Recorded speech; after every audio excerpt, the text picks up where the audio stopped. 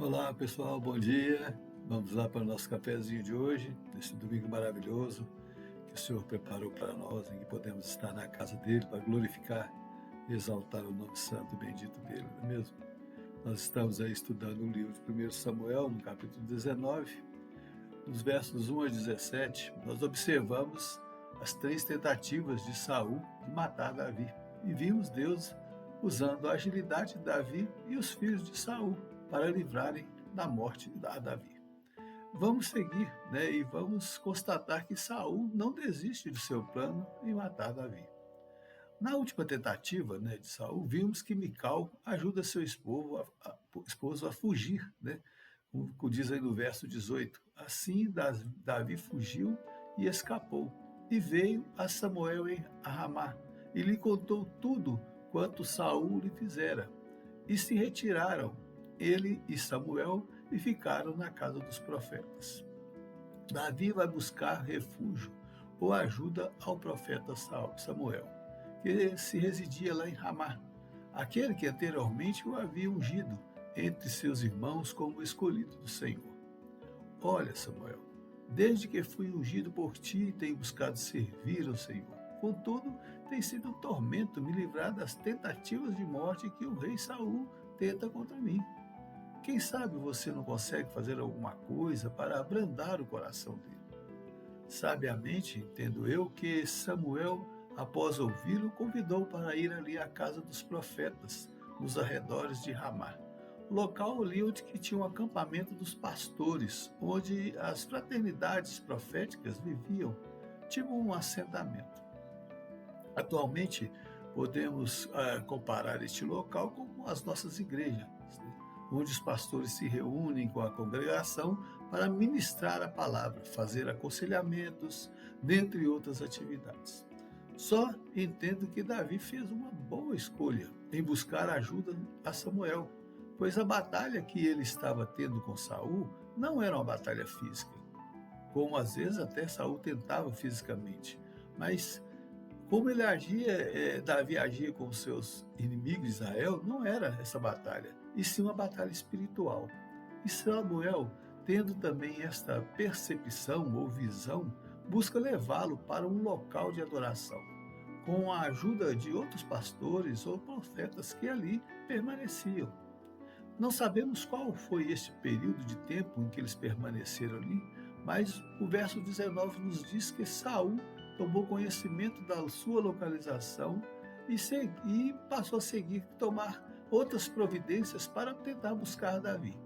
No verso 20, por exemplo, diz assim: Então enviou Saul mensageiros para trazerem Davi, os quais viram um grupo de profetas profetizando onde estava Samuel, que lhes presidia.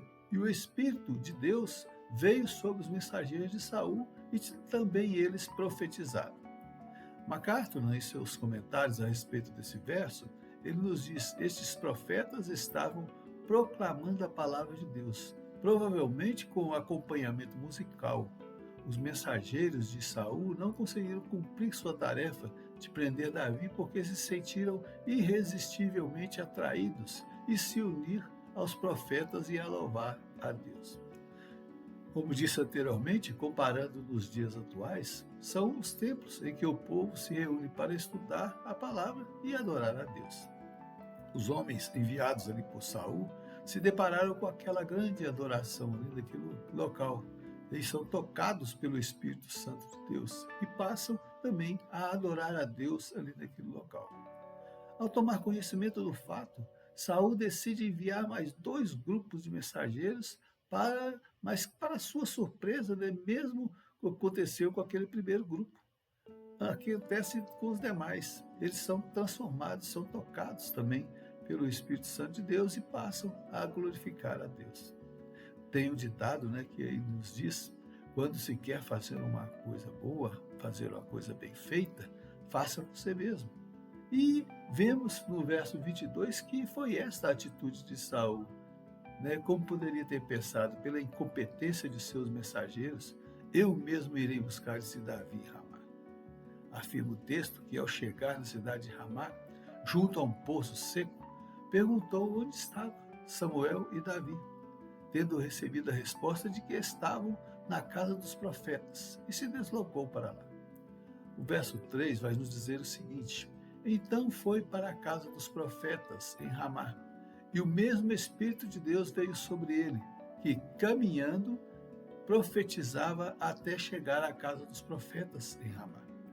Observem que os homens que Saul enviou, eles chegaram até a casa dos profetas e ali Deus agiu no coração deles e passaram a profetizar ou falar da palavra de Deus.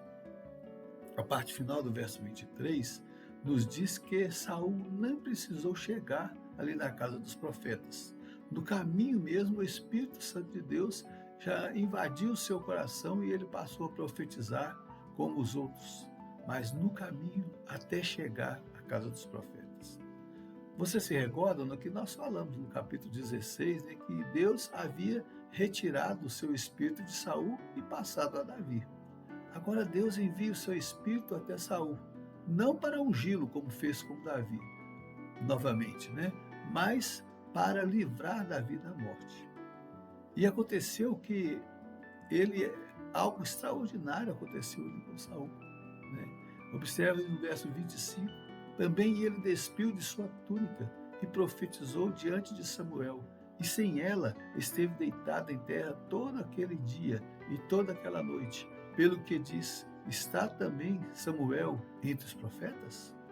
Quando afirma que ele se dispôs da sua túnica, nós entendemos que este é um ato de uma forma de humilhação perante o Senhor, se despir de toda a sua vaidade.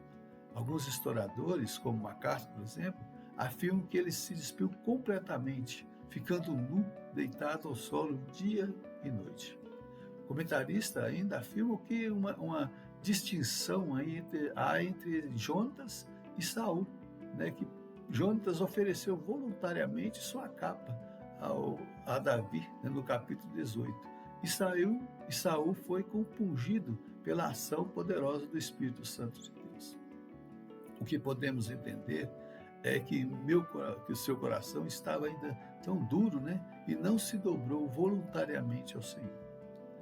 O povo observa toda aquela humilhação dele ali, deitado ao solo, e chega até a indagar: está Saul entre os profetas? Será que ele realmente abrandou seu coração?